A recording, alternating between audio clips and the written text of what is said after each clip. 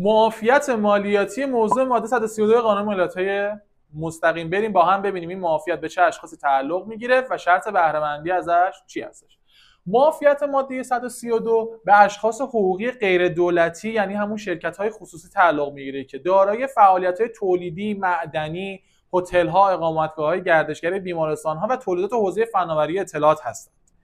شرط بهره مندی از این معافیت داشتن پروانه بهره برداری یا مجوز استخراج از مراجع ذی‌ربط خودشون هستش.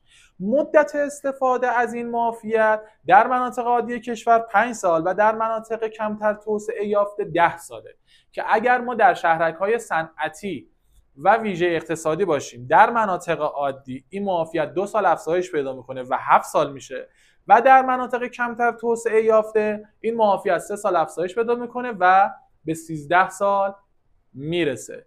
نکات مهم دیگه هم در رابطه با ماده 132 و معافیتش توی کپشن برات نوشتم که بتونی به بهترین شکل ممکن از این معافیت مالیاتی استفاده کنی.